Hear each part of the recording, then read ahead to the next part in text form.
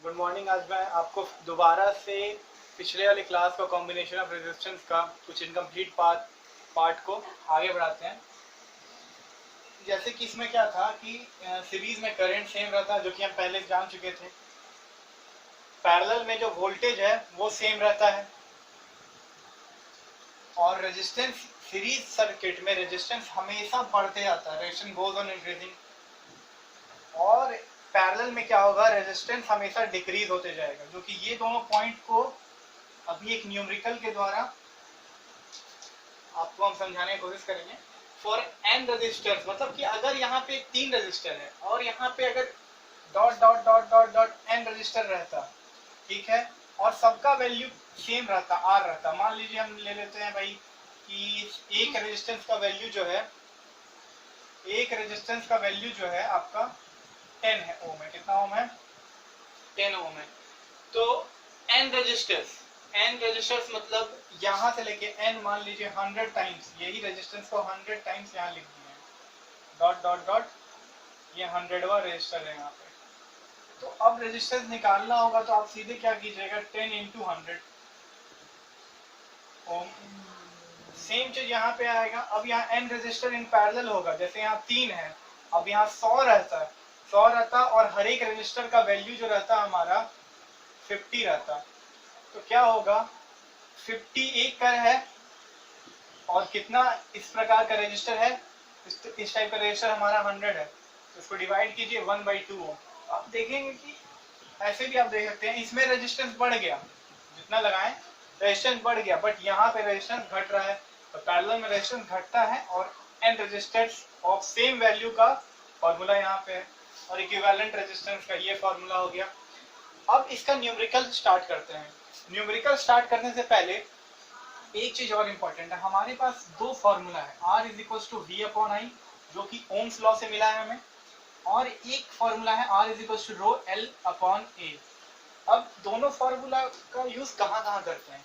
जो ये Ohm's law है, ये वाला जितना भी डायग्रामेटिक क्वेश्चन रहेगा, वहां पे ये ओम्स लॉ वाला फॉर्मूला का यूज होगा, और जहां पे भी लेंथ और एरिया का बात होगा, वहां ये वाला फॉर्मूला का यूज होने वाला है।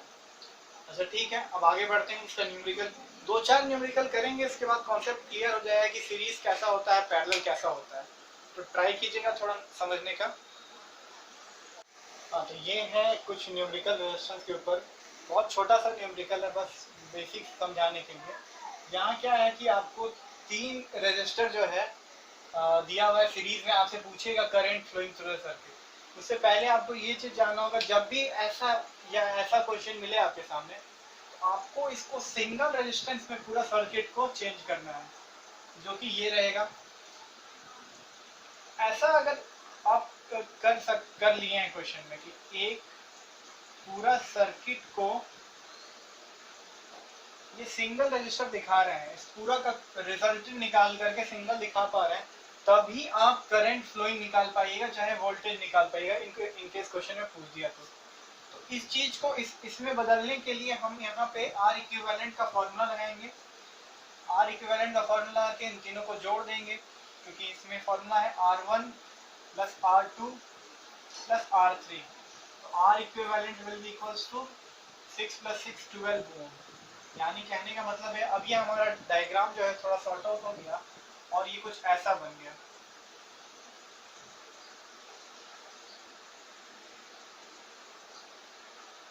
यहाँ 12 ओम है। अब यहाँ पे वोल्टेज हमारा दिया हुआ है 12 वोल्ट, यहाँ 12 वोल्ट लिखें। अब हमसे करंट अगर पूछता है, तो ओम्स लॉ के हिसाब से I इज इक्वल टू क्या होता है, V upon R, then I will be equals to 12 volt upon 12 ohm, that is 1 ampere। इसका कहने का मतलब है कि अब यहाँ पे थोड़ा एक बात समझिएगा, ये जो डायग्राम है ये क्या बता रहा है कि यहाँ पे 12 ओम है, और यहाँ पे जो करंट चल रहा है I इज टू 1 एम्पियर, यानी 1 एम्पियर इसके इस रेजिस्टेंस के थ्रू अक्रॉस जा रहा है। अब यही डायग्राम को वापस से इसमें चेंज करते हैं, ये चेंज करके लिखें। अब 12 ओम, जो कि 2 ओम, 4 ओम और 6 ओम का एडिशन पे था। अब यहाँ से क्या पता चलता है, करंट तो हमारा 1 एम्पियर ही जाएगा। अब ये सीरीज में है तो हमें एक चीज को तो यहाँ क्लियर रखना है कि जो 1 एम्पियर यहाँ पे भी होगा, इस रेजिस्टर को भी 1 एम्पियर मिलेगा, इस रेजिस्टर को भी 1 एम्पियर मिलने वाला है और इस रेजिस्टेंस को भी 1 एम्पियर मिलने वाला है। बट यहाँ वोल्टेज चेंज होगा क्योंकि सीरीज में है। अब यहाँ वोल्टेज चेंज होगा तो वोल्टेज देखिए हम कैसे निकालेंगे। एक चीज तो हमको पता है कि भाई यहाँ से लेकर के यहाँ तक का वोल्टेज, मतलब आप ये भी बोल सकते हैं कि यहाँ से यहाँ तक का पोटेंशियल डिफरेंस कितना है, इस बैटरी से इस बैटरी का क्रॉस का 12 वोल्ट। तो अब हम इसको आगे ले गए, यहाँ से लेकर के यहाँ तक का 12 वोल्ट है, मतलब यहाँ स्टार्टिंग में क्या हुआ होगा 12 वोल्ट। अब देखते हैं कि इस वाले के पास कितना वोल्टेज है पहले। तो वोल्टेज निकालने का फॉर्मूला ओम्स लॉ के हिसाब से क्या था, V = IR। अब V का वैल्यू हमारा क्या दिया हुआ है यहाँ पे, नहीं पता है, वही निकालना है। I का वैल्यू 1 एम्पियर है, रेजिस्टेंस इज कितना है 2 × 1 एम्पियर, दैट इज कितना हो गया यहाँ पे 2 वोल्ट। यहाँ पे कितना वोल्ट जा रहा है 2 वोल्ट है। अब नेक्स्ट पे आते हैं। अब देखिएगा यहाँ पे 1 एम्पियर है, फिर यहाँ V = IR लिखेंगे। IR लिखे, V का वैल्यू हमको निकालना है तो यहाँ पे I1 है और ओम कितना है हमारा रेजिस्टेंस 4 है, 1 × 4 = 4 वोल्ट, 4 वोल्ट। अब नेक्स्ट इसके पास कितना रेजिस्टेंस है तो हमारा V = IR। अब देखिए I का वैल्यू तो 1 का 1 ही रहेगा और रेजिस्टेंस जो है हमारा 6 ओम है, तो इन दोनों को मल्टीप्लाई किए 6 वोल्ट। अब आप देखिएगा 6 वोल्ट प्लस 4 वोल्ट प्लस यहाँ 2 वोल्ट, मतलब यहाँ पे 6 वोल्ट, यहाँ पे आपका 2 वोल्ट और यहाँ पे आपका यहाँ पे 4 वोल्ट और यहाँ पे 2 वोल्ट, सबको ऐड कर दीजिए, आपका आंसर आएगा 12 वोल्ट। यानी सीरीज में डिपेंडिंग अपॉन द रेजिस्टेंस, किसको कितना जरूरत है उसी हिसाब से आपको वोल्टेज मिलता है। अब जैसे जिसका ज्यादा रेजिस्टेंस था, आपको दिख रहा है जिसका ज्यादा रेजिस्टेंस था उसको उसी प्रकार से आपको उसी टाइप से आपका वोल्टेज भी मिल रहा है। ठीक है, ये हो गया आपका करंट निकालना। करंट निकाल चुके थे 1 एम्पियर, वोल्टेज भी सारे के अक्रॉस निकाल लिए। ठीक है, और एक छोटा सा चीज यहाँ ध्यान देना है आपको, इन सारा डायग्राम में थोड़ा इसको सॉर्ट आउट करते हैं, थोड़ा सा छोटा पहले कर देते हैं, बहुत ज्यादा ही दिखा दिया है।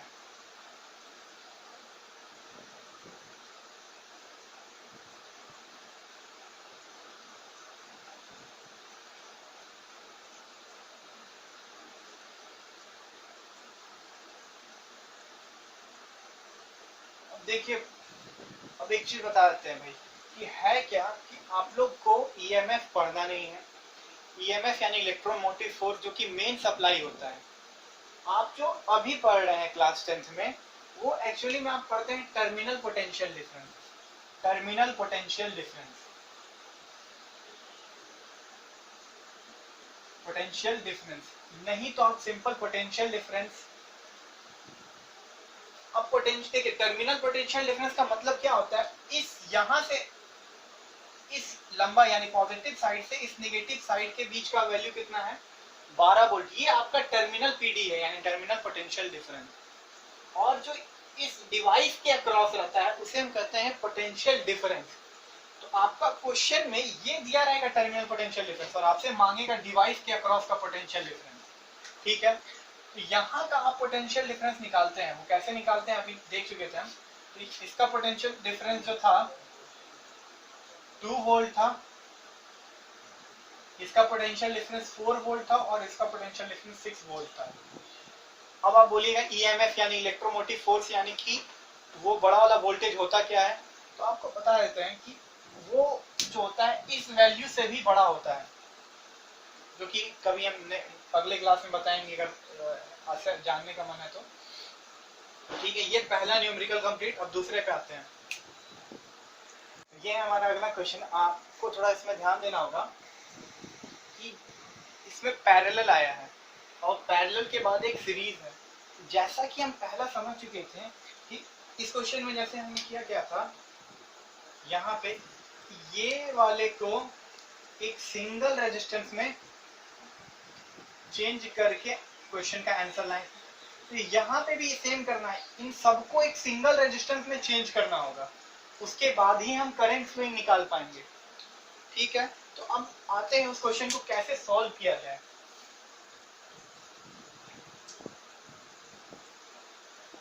अब यहाँ देखिए, आपको ये पैरेलल में है, ये कैसे पता चलेगा पैरेलल में? तो एक बहुत छोटा सा चीज ध्यान देने का है कि यहाँ हो क्या रहा है कि आपका हर एक रेजिस्टेंस का एक एंड को देखिए, पहला एंड, यहाँ पे भी इस पहले एंड को देखिए, यहाँ पे भी इस पहले एंड को देखिए।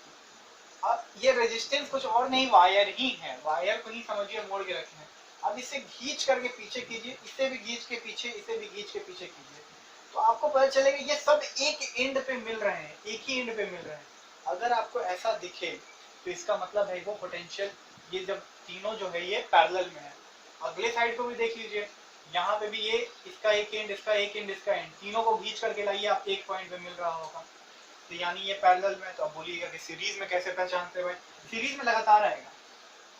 सीरीज में क्या होगा, ऐसा कुछ रहेगा, पहले वाले का आखिरी लास्ट वाला एंड, फिर दूसरे वाले का पहला एंड, दोनों कनेक्टेड होगा। इसमें क्या था, सबका फर्स्ट वाला एंड कनेक्टेड होगा और सेकेंड वाला एंड आपस में कनेक्टेड होगा।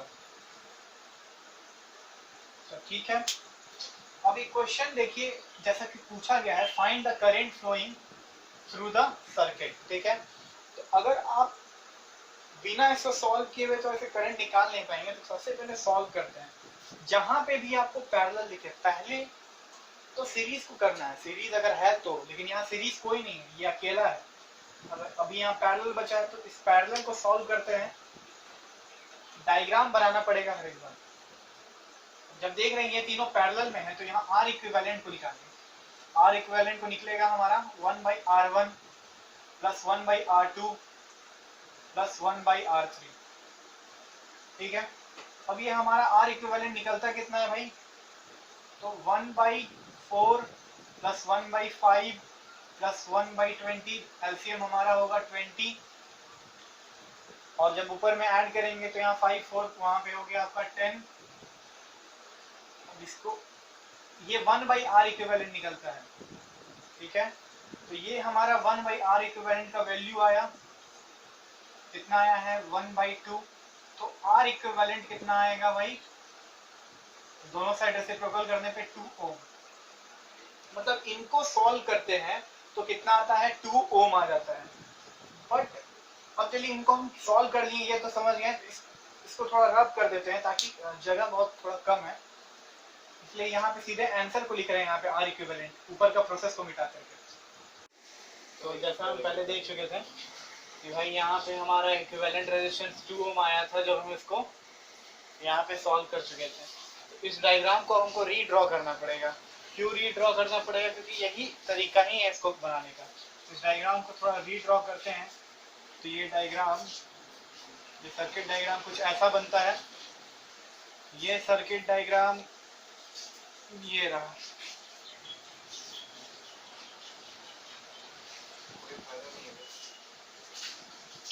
ये देखिए यहाँ पे आया आपका रिजल्टेंट 2 ओम और यहाँ पे हमारा 4 ओम है, ये 12 वोल्ट है। अब थोड़ा सा एक चीज गौर कीजिएगा, इन सारे पैरेलल को जब हम सॉल्व किए हैं, आर इक्विवेलेंट निकाले हैं, तो इन सबका रिजल्टेंट सीरीज में आता है। ये चीज इंपॉर्टेंट है, क्योंकि यहाँ पे यही चीज आपको देखना है कि जब भी पैरेलल को सॉल्व करेंगे या फिर सीरीज को भी आप आर इक्विवेलेंट निकालिएगा, तो हमेशा वो आपका एक सिंगल रेजिस्टेंस बनेगा जो कि सामने वाले के साथ सीरीज में होगा। ठीक है, अब ये दोनों आप देख सकते हैं कि भाई सीरीज में है, तो यहाँ से आर इक्विवेलेंट निकालते हैं। आर इक्विवेलेंट हमारा कितना आया, जो कि हमारा फाइनल होने वाला है 4 + 2 ओम, 6 ओम, और ये 6 ओम है हमारा फाइनल आर इक्विवेलेंट यानी फाइनल रेजिस्टेंस है। अगर इसका फिर एक डायग्राम बनाना चाहते हैं तो बना लीजिए।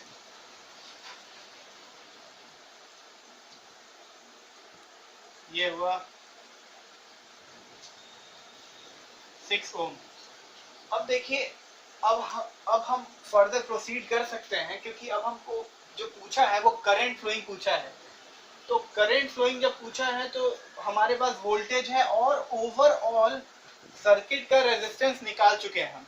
जब हम ओवरऑल सर्किट का रेजिस्टेंस निकाल चुके हैं, तब अब हम ये फॉर्मूला लगा लेंगे यहाँ से, I = V अपॉन आर, और I is equals to V के जगह 12 वोल्ट और I के जगह पे 6। जब सॉल्व करते हैं तो हमारे पास आता है 2 एम्पियर। तो यहाँ आप देख सकते हैं हमारा फाइनली 2 एम्पियर करंट आया है। अब जैसे ही करंट आ गया तो ये तो हमारा आंसर आ गया, लेकिन अगर आपसे इन केस पूछता कि आप बताइए इस 5 ओम रजिस्टर के अक्रॉस कितना करंट जा रहा है, क्योंकि आपको पता है ये 2 एम्पियर यहाँ से निकला जरूर है, लेकिन यहाँ पे आने के बाद डिवाइड हो गया। हो सकता है 0.5 ऊपर गया हो, 0.7 यहाँ गया हो और 0.3 यहाँ गया हो। तो अब कह नहीं सकते हैं कि किस तरीका से डिवाइड हुआ। तो इस रेजिस्टेंस के अक्रॉस कितना करंट गया है वो निकालना है, क्योंकि वोल्टेज तो हमें पता है। वोल्टेज क्या होगा कि यहाँ 12 वोल्ट है, यहाँ 12 वोल्ट है, यहाँ 12 वोल्ट है। इसके पास वोल्टेज कितना है ये भी नहीं पता है, इनका वोल्टेज पता है। बट यहाँ पे आइए, सबसे पहले ये 2 एम्पियर आया। 2 एम्पियर का मतलब क्या होगा कि यहाँ से 2 एम्पियर करंट निकला है 6 ओम रेजिस्टेंस, जो कि हमारा फाइनल आर इक्विवेलेंट था, इसके अक्रॉस जा रहा है। फिर एक स्टेप ऊपर जाएंगे। अब देखिए यहाँ से 6, ये दोनों तो सीरीज में है, तो यहाँ से अगर 2 एम्पियर करंट जा रहा है, इसका मतलब यहाँ पे भी 2 एम्पियर है और यहाँ पे भी 2 एम्पियर ही है, यानी दोनों में करंट क्या है भाई, सेम है। लेकिन वोल्टेज पता नहीं है, यहाँ पे क्या वोल्टेज है, यहाँ पे क्या वोल्टेज हमें पता नहीं है। अब एक और चीज, जो स्टार्टिंग में हम बोल रहे थे कि भाई ये 12 वोल्ट है तो यहाँ 12 वोल्ट हो ही होगा, ये भी आपको पता नहीं है। ये तो समझाने के लिए स्टार्टिंग में बोल दिए थे कि भाई यहाँ 12 वोल्ट है, लेकिन एक्चुअली में यहाँ 12 वोल्ट नहीं होगा। अब अकॉर्डिंग टू रेजिस्टेंस यहाँ कितना वोल्ट जाएगा वो हम यहाँ से निकालेंगे। अब यहाँ हमें पता है कि यहाँ पे 2 एम्पियर है और रेजिस्टेंस कितना है, 2 ओम। तो सिमिलरली हम कर क्या सकते हैं, यहाँ पे आपको देखना होगा, यहाँ पे हमारे पास R है, I है, तो हम V का फॉर्मूला यहाँ पे बैठाएंगे। V is equals to R upon I, sorry V is equals to R into I। तो V इज इक्वल्स टू क्या हो जाएगा, 2 इंटू 2 दैट इज 4 वोल्ट। यानी आपका यहाँ पे जो वोल्टेज जा रहा है वो कितना है, 4 वोल्ट है। अब आगे बढ़िए, यहाँ पे वोल्टेज कितना होगा, यहाँ वोल्टेज कितना होगा, यानी इस 4 ओम का बात कर रहा है, ये 4 ओम, यहाँ 4 ओम का बात हो रहा है। तो अब जो 4 ओम का बात हो रहा है, यहाँ से हम, तो यहाँ जो हमारा 4 ओम है ये और कोई 4 ओम नहीं, ये वाला 4 ओम है। अब इसके अक्रॉस अगर क्वेश्चन पक्का 100% पूछेगा कि बताइए इसके अक्रॉस कितना वोल्टेज है, तो आपको क्या करना होगा, यहाँ पे फिर ओम्स लॉ के हिसाब से V is equal to RI लगाएंगे हम, और हमारा कितना हो जाएगा, 4 ओम का तो रेजिस्टेंस है, एम्पियर है 2, यानी वोल्टेज हो गया हमारा 8 वोल्ट। अब देखिएगा यहाँ पे हमारा 8 वोल्ट जा रहा है और यहाँ इस पूरा में अभी हम निकाले, क्योंकि इसी का सॉल्व किया हुआ पार्ट तो ये आपका 2 ओम है, ठीक है, सॉल्व किया हुआ पार्ट 2 ओम है। और अब देख रहे होंगे ये जो 2 ओम है इसके अक्रॉस अभी वोल्टेज अभी निकाले हम 4 वोल्ट। इन सबके अक्रॉस जो वोल्टेज जा रहा है वो कितना है, 4 वोल्ट। एक चीज थोड़ा आप गौर कीजिएगा, खैर यहाँ वोल्टेज तो निकाल लिए हैं और यहाँ का ही वोल्टेज निकाल लिए हैं, अब सारा चीज हमारे हाथ में ही है। अब जैसा वो पूछा, अगर मान लीजिए यहाँ पूछा 5 ओम में कितना करंट जा रहा है, 5 ओम में कितना करंट जा रहा है, तो अब क्या है कि वोल्टेज अगर 4 वोल्ट इस पूरे में है, यानी इसके पास भी 4 वोल्ट है, यहाँ पे भी 4 वोल्ट है और यहाँ पे भी 4 वोल्ट है। अब देखिए रेजिस्टेंस सबका पता है हमको, 4 ओम है, 5 ओम है, 20 ओम है। अब जैसा हमको वोल्टेज भी सबका पता है, अब किसी के अक्रॉस भी अगर हमसे पूछता है, चलिए अगर 5 ओम के अक्रॉस पूछा है तो पहले उसको सॉल्व करते हैं। और पूछता है I इज इक्वल टू क्या होता है, V अपॉन R। तो I इज इक्वल टू क्या हो जाएगा, V यानी sorry V is 4 volt and resistance is 5 ओम। इसका मतलब कितना हो गया, 4 अपॉन 5 दैट इज 40, यानी 0.8 एम्पियर, यानी बीच में गया है 0.8 एम्पियर। उसी तरीके से आप 20 ओम का निकाल लीजिए, 4 ओम का निकाल लीजिए, आप जब जोड़िएगा तो पता चलेगा 2 एम्पियर ही सबका सम आएगा। अब इसके अक्रॉस अगर करंट पूछता है तो आप निकाल लीजिए I इज इक्वल टू फिर से V अपॉन R। तो V कितना है, 8 वोल्ट और हमारा R कितना है, 4 ओम। उसको काटिए, 2 एम्पियर आएगा। कहने का मतलब ये था मेरा आप देख सकते हैं यहाँ पे भी 2 एम्पियर है, यहाँ पे भी 2 एम्पियर। कहने का मतलब ये अब करंट जो जा रहा है इसके पास कोई रास्ता नहीं था, ये सेम रास्ता से गया, भले यहाँ डिवाइड हो गया लेकिन बाद में जब डिवाइड होने के बाद यहाँ से निकला तो ये 2 एम्पियर ही निकला और इसके पास 2 एम्पियर करंट ही आया। तो और ऐसे भी हमें पता है कि भाई सीरीज में करंट सेम रहता है, यहाँ 2 एम्पियर, यहाँ 2 एम्पियर, किसी के अक्रॉस भी वोल्टेज था वो हम निकाल सकते थे।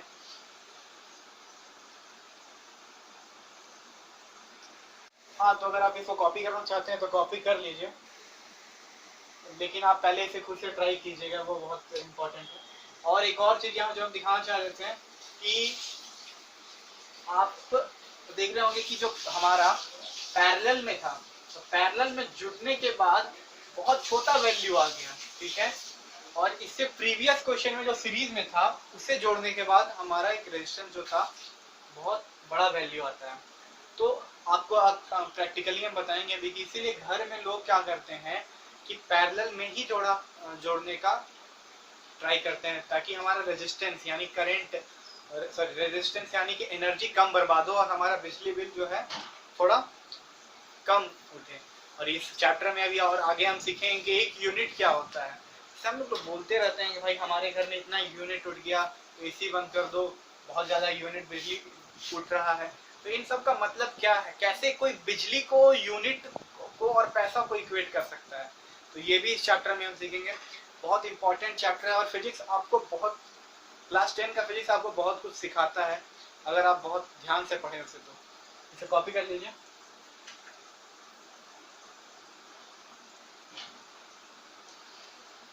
अब इस क्वेश्चन में आते हैं, तो जी ये हमारा अगला क्वेश्चन है। इसमें जैसे आप डायग्राम देख रहे होंगे तो आप तो पहले इससे खुद से एक बार ट्राई करके देखिए, जरूर देखिएगा। जब आप इसे देख रहे होंगे तो पहले डायग्राम थोड़ा समझ में नहीं आता होगा, लेकिन आपको क्या ट्राई करना है, आपको क्या ट्राई करना है इसमें, हर एक डायग्राम को, अगर कुछ अटपटा डायग्राम है तो आपको इसको रिसॉल्व करना है सबसे पहले अपना दिमाग के अनुसार, जो हम पहले बना चुके हैं इस टाइप का डायग्राम में।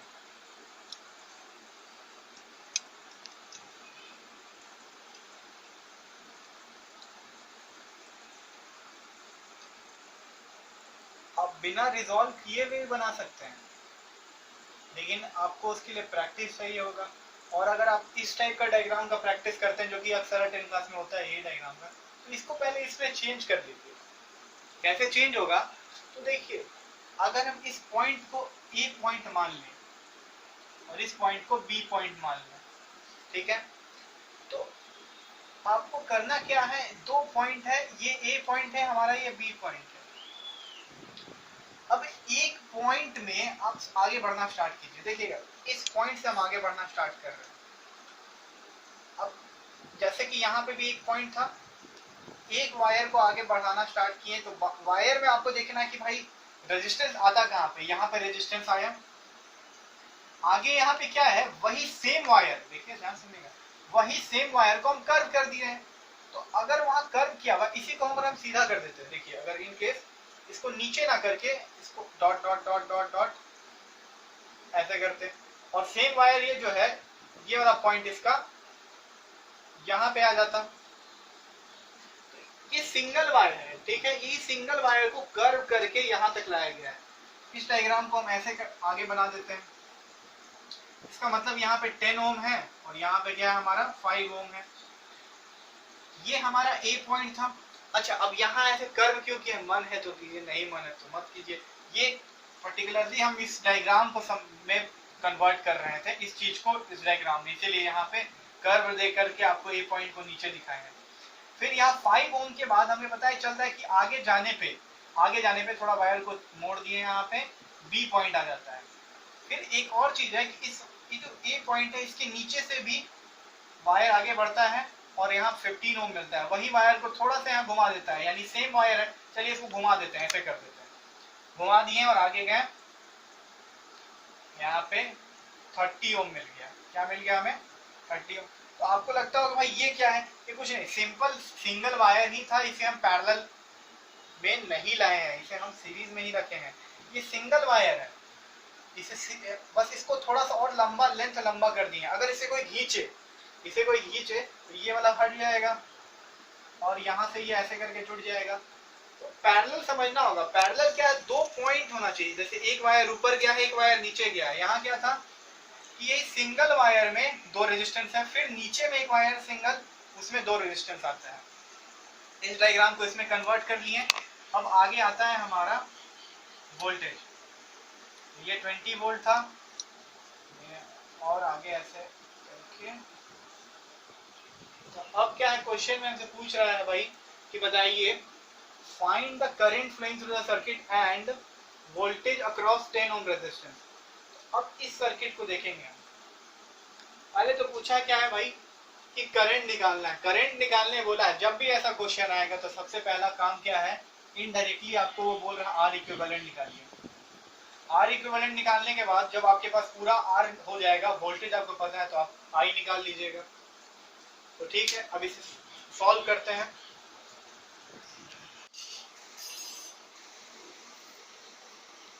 हाँ, तो जैसा आप देख रहे हैं इसी डायग्राम को मैंने ऊपर बनाया है, क्योंकि भाई अब नीचे झुकने का उतना मन नहीं करता है। लॉकडाउन है, सबके पास अपना अपना थोड़ा सा आलसीपन दिखाने का मौका मिलना चाहिए। अब यहाँ डायग्राम बनाए हैं, और ये देखिएगा सेम डायग्राम को यहाँ रिप्रेजेंट किया हुआ है। इसी डायग्राम को रिजॉल्व किए इसमें, ताकि इसमें हमारा दिमाग काम करे, क्योंकि हम जब भी हम न्यूमेरिकल बनाएंगे तो ट्राई करेंगे इस टाइप में सॉल्व करके बनाने का। ठीक है, नेक्स्ट क्वेश्चन में आते हैं, सॉरी आगे बढ़ते हैं नेक्स्ट क्वेश्चन में।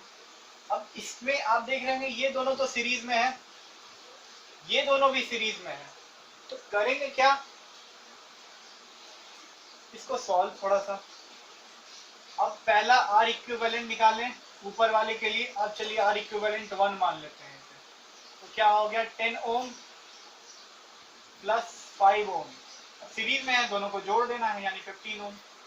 सिमिलरली अब क्या है, ये आर इक्विवेलेंट 2 हमारा is equals to 15 ohm plus 30 ohm, that is 45 ohm. ठीक है, अब डायग्राम को वापस से बनाते हैं। अब क्या हम यहाँ 45 ओम निकाले, तो इस डायग्राम को रीड्रॉ करना पड़ेगा भाई। इस डायग्राम को रीड्रॉ करते हैं, तो यहाँ पे हमारा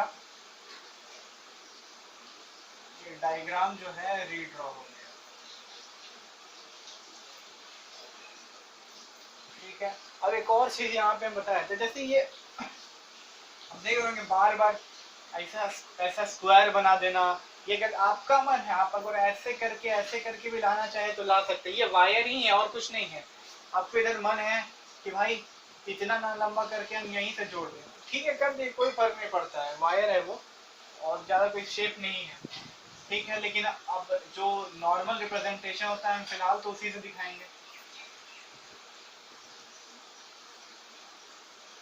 ठीक है, हमारा जो है यहाँ पे कितना ओम था, ऊपर वाले में 15 ओम निकला रिजॉल्व आर इक्विवेलेंट, और नीचे में 45 ओम। अब देखिए एक चीज, जब इतना निकल गया है, अब ये दोनों पैरेलल में आ गया। जब ये दोनों पैरेलल में आ गया है भाई, तो इससे फिर आर इक्विवेलेंट निकालना होगा, 1/r इक्विवेलेंट। और यहाँ पे एक और चीज, अब दो जब आपका पैरेलल में रहे, दो रेजिस्टेंस पैरेलल में रहे, तो इसका एक छोटा सा और फॉर्मूला होता है, R equivalent is equals to R1 into R2 upon R1 plus R2, जो कि आपका किताब में भी दिया होगा। तो यहाँ पे R equivalent is will be equals to इन दोनों का मल्टीप्लीकेशन, यानी 15 इंटू 45, और यहाँ पे 15 प्लस 45, दैट इज, अब इसको जोड़ेंगे तो यहाँ पे आएगा 15 इंटू 45 अपॉन 60, यानी यहाँ पे कितना बार में, ये 4 बार में चल गया। आर इक्विवेलेंट हमारा आ गया 45/4 ओम। अब ये जो 45/4 ओम आया है, इसके लिए एक और डायग्राम बना देते हैं, लास्ट डायग्राम हमारा, इसे यहाँ पे बनाते हैं, क्योंकि ये दोनों का अब सिंगल रेजिस्टेंस में चेंज हो जाएगा। पहले ही बता चुके हैं पैरेलल को एक सीरीज में चेंज कर देने के लिए। तो जब भी रिजॉल्व करेंगे, आर इक्विवेलेंट निकालेंगे, तो सीरीज में चेंज हो जाएगा। तो यहाँ 45/4 ओम आ गया, और यहाँ हमारा ये 20 वोल्ट है। ठीक है, अब आते हैं, हमको निकालने क्या बोला था, करंट फ्लोइंग एंड वोल्टेज। सबसे पहले आई निकाल लीजिए, I will be equals to V upon R। तो V हमारा यहाँ पे क्या है, 20 वोल्ट है। और R हमारा क्या निकला 45/4, यानी ऊपर मल्टीप्लिकेशन होगा। अब इसे काटते हैं तो आपका 5 का टेबल में ये 9 बार मिल जाएगा, 5 का टेबल में 4 बार मिल जाएगा, यहाँ पे आगे 16/9 एम्पियर। ये हमारा करंट फ्लो कर रहा है कहाँ से कहाँ तक, यहाँ से इस रेजिस्टेंस के थ्रू, सेकेंड डायग्राम में आते हैं, यहाँ से आया इस रेजिस्टेंस के थ्रू, ठीक है। अब यहाँ पे ये कैसा डिवाइड हुआ ये हमको नहीं पता है, तो ठीक है, पहला हमारा आंसर आ चुका है करंट फ्लोइंग। अब आते हैं दूसरे में, 10 ओम रजिस्टर के रेजिस्टेंस के अक्रॉस कितना वोल्टेज है, 10 ओम यहाँ पे है, इसके अक्रॉस पूछ रहा है भाई वोल्टेज कितना है, तो एक एक स्टेप ऊपर बढ़ेंगे। ये हमारा तीसरा डायग्राम था और ये आखिरी था, ये हमारा सेकंड डायग्राम था। अब तीसरा डायग्राम में हम देख सकते हैं कि यहाँ पे करंट कितना है भाई, तो 16/9 एम्पियर, यानी 16/9 एम्पियर इसके थ्रू फ्लो कर रहा है। अब इसके थ्रू वोल्टेज निकाल लेते हैं। यहाँ पे वोल्टेज कितना था, यहाँ पे देखिएगा, यहाँ वोल्टेज लिख दे रहे हैं, थोड़ा सा इसको मिटा देते हैं ताकि क्लियर दिखे। अब जैसे यहाँ पे हम करंट निकाल लेते हैं, करंट कितना आया था, करंट हमारा आ चुका था 16/9 एम्पियर, ठीक है। अब यहाँ पे जो हम आर इक्विवेलेंट निकाले थे, यहाँ पे आर इक्विवेलेंट कितना आया था 45/4 ओम, तो सीधे वही लिख देते हैं 45/4 ओम,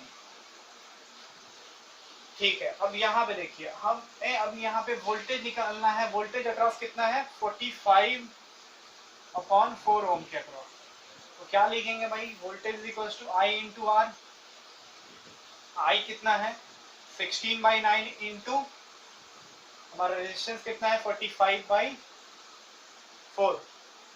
4 4 जा 16, 9 5 जा 45, कितना आया 20, यानी कि यहाँ पे कितना वोल्टेज जा रहा है 20 वोल्ट जा रहा है, यानी पूरा का पूरा वोल्टेज यहाँ पे जा रहा है, ठीक है। अब ये 20 वोल्टेज है, देख सकते हैं यहाँ पे 20 वोल्टेज था, यहाँ पे 20 वोल्टेज है। अब ये जो 20 वोल्टेज है, सॉरी ये जो 20 वोल्टेज है ये दो में डिवाइड हुआ, दोनों पैरेलल में, इसका मतलब क्या होगा, यहाँ पे भी 20 वोल्ट और यहाँ पे भी 20 वोल्ट, दोनों में 20 वोल्ट है। इसके थ्रू करंट कितना फ्लो कर रहा है, वोल्टेज पता है 20 वोल्ट है, तो I इज इक्वल्स टू कितना हो गया बताइए, I will be equals to V upon R। V हमारा 20 वोल्ट, रेजिस्टेंस कितना है 15, इसको सॉल्व करेंगे 3 यहाँ पे 4, यानी 4/3 एम्पियर, 4/3 एम्पियर ये 15 के थ्रू पास हो रहा है।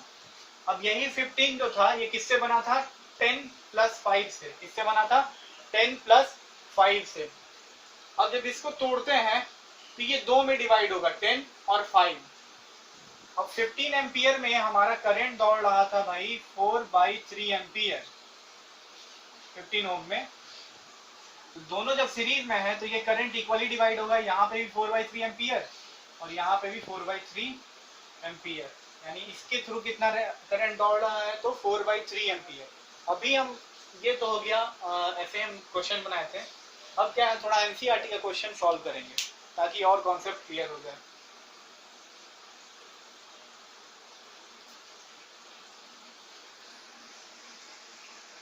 तो ये क्वेश्चन आप देखिए, आपका एनसीईआरटी पेज नंबर 213 का क्वेश्चन है।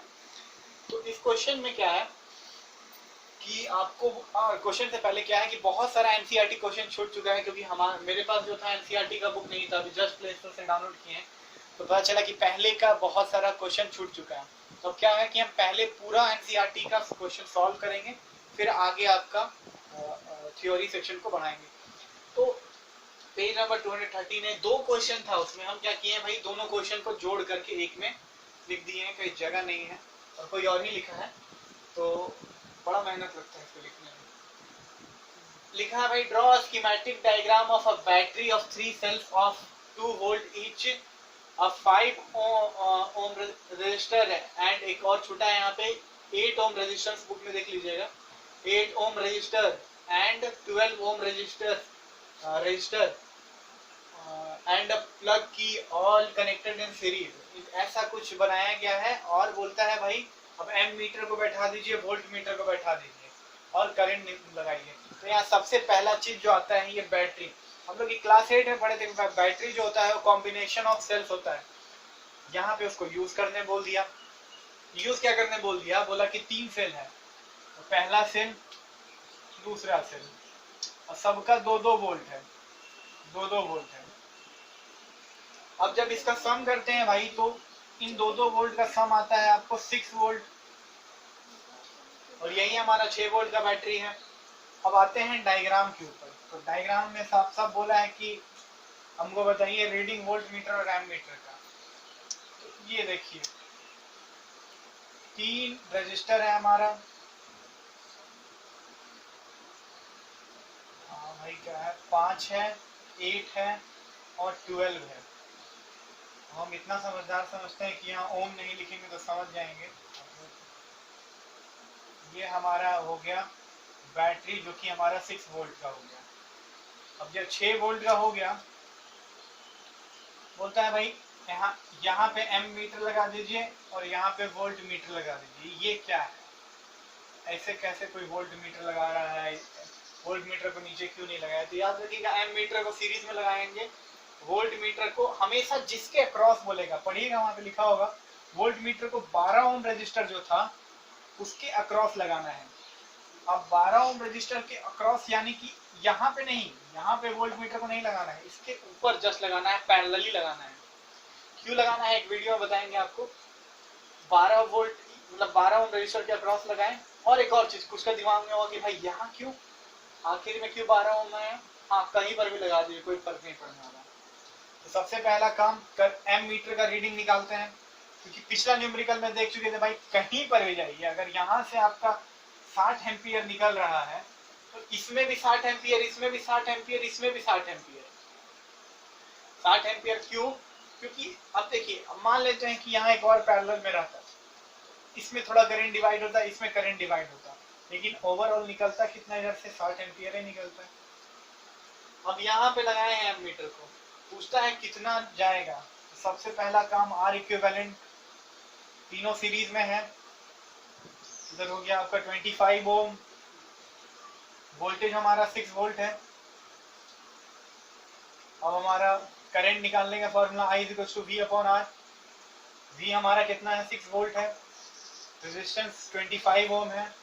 अब इसे सॉल्व कीजिए तो आपका आएगा 25 and 3 यानी कि 0.24 एम्पियर। करंट कितना आ गया हमारा, 0.2 एम्पियर। जो करंट 0.2 एम्पियर है, यानी कि यहाँ से 0.2 एम्पियर निकल रहा है, 0.24 एम्पियर। यहाँ पे भी 0.24 एम्पियर जाएगा, इसमें भी 0.24, इसमें भी 0.24, इसमें भी 0.24। आप बोलिए यार करंट तो डिवाइड होना चाहिए था ऊपर। तो ये जो पोटेंशियल डिफरेंस है नेग्लिजिबल करंट लेता है, इसके पास रेजिस्टेंस ही नहीं है। जिसके पास रुकावट होगा उधर ही करंट जाएगा ना, तो इसके पास नेग्लिजिबल रेजिस्टेंस है, तो ये करंट को अपने पास बुलाता ही नहीं, यानी सारा करंट इधर से ही जाएगा और यहाँ पे 0.24 एम्पियर जाएगा। तो ये हो गया एम मीटर का रीडिंग। अभी भी बात नहीं है, मान रहा है, बोल रहा है भाई वोल्ट मीटर का बताइए। और वोल्ट मीटर का कैसे निकालेंगे, थोड़ा देखिए। अब क्या है, यहाँ से हमें पता है कि 0.24 एम्पियर जा रहा है, रेजिस्टेंस कितना है, 12 ओम का है। तो हम क्या कर सकते हैं भाई कि हमें निकालना है वोल्टेज। एक बार हम और इसमें समझा चुके हैं कि टर्मिनल पोटेंशियल डिफरेंस क्या होता है और यहाँ डिवाइस के अक्रॉस का पोटेंशियल डिफरेंस। ये जो पोटेंशियल आपका यहाँ लगाया है वोल्ट मीटर, ये इसके अक्रॉस मांगता है पोटेंशियल, इस पॉइंट रेजिस्टर के अक्रॉस, इसीलिए यहाँ पे लगाया है। तो इसका पोटेंशियल निकालने के लिए V = क्या होता है हमारा, IR। V = IR होता है, I का वैल्यू 0.24 इंटू 12 ओम। अब इसे सॉल्व करते हैं, तो सॉल्व करके जो भी आंसर आएगा वही आपका वोल्ट में आंसर हो जाएगा। सॉल्व तो कोई भी कर लेगा ही, मल्टीप्लिकेशन है, सिंपल कैलकुलेशन। अब बात समझिएगा, यहाँ पे वोल्टेज पूछा आपसे, अगर कल को ये पूछता कि भाई हमको अब जानना क्या है, इसके अक्रॉस बताइए वोल्टेज, ठीक है, वहां पे क्वेश्चन खत्म था। अब पूछता इसके अक्रॉस वोल्टेज बताइए, तो ये पूछता, इसका पूछने का मतलब समझिएगा, पूछ रहा है कि भाई यहाँ से यहाँ तक अब हम पॉइंट माने आपका डिवाइस के अक्रॉस का पोटेंशियल निकाल रहे हैं। टर्मिनल पीडी का मतलब होता है पोटेंशियल डिफरेंस यहां से लेकर के इस पूरा घूम करके ओवरऑल आकर के 6 वोल्ट यहां तक का। लेकिन ये डिवाइस, दो डिवाइस के अक्रॉस का अगर पोटेंशियल डिफरेंस पूछता तो हम क्या करते हैं, सबसे पहले पूरा का यहाँ का रेजिस्टेंस निकालते हैं। यहाँ का रेजिस्टेंस निकालिएगा तो आपका आएगा 20 वोल्ट। अब 20 वोल्ट, अब करंट कितना है भाई, करंट बदलने ही वाला नहीं है। देखिए कैसे, क्योंकि अब देखिए 0.24 एम्पियर, ठीक है, आगे बढ़ा तो यहाँ पे भी 0.24 एम्पियर। अब इन दोनों को सीरीज में कैलकुलेट करके लिखिएगा, कितना आया, सीरीज में जोड़ दीजिए तो आया आपका 20 ओम आएगा यहाँ पे, दोनों को जोड़िए। अब करंट जो होगा दोनों में 0.24 एम्पियर ही जाएगा, वो चेंज नहीं होने वाला है, जुटेगा नहीं। लोग सोचते हैं भाई 0.24 ऐड कर, नहीं जुटेगा, ठीक है। तो अब 0.24 है, वोल्टेज निकालना है, फिर से V = IR यानी 0.24 × 20, ये निकल गया। अब इसको बढ़ा करके इसमें पूछ देता तब भी आप निकाल सकते हो। तो कॉन्सेप्ट क्लियर होना चाहिए, क्योंकि क्वेश्चन घूमता है, चाहे किसी को एक्सप्लेन करना हो, किसी को एक्सप्लेन करना है तो कॉन्सेप्ट ही काम आता है आपका, ठीक है। और नेक्स्ट वीडियो में अब और एनसीईआरटी का क्वेश्चन करेंगे जिसमें लेंथ, एरिया वगैरह रहे। बट इससे पहले आपको बुक पढ़ना बहुत जरूरी है, चाहे कोई जितना ही पढ़ा दे, जब तक आप 1 से 1.5 घंटा अपना किताब पे नहीं देंगे तो नहीं, व्यर्थ है, वेस्ट ऑफ टाइम है। तो ट्राई कीजिए, पढ़ाए जो जिससे ही पढ़ें, आपको ट्राई करना है कि आप अपना किताब 1 से 1.5 घंटा डेली पढ़ेंगे तो आपको किसी का भी जरूरत नहीं पड़ेगा, ठीक है। Thank you for watching my video.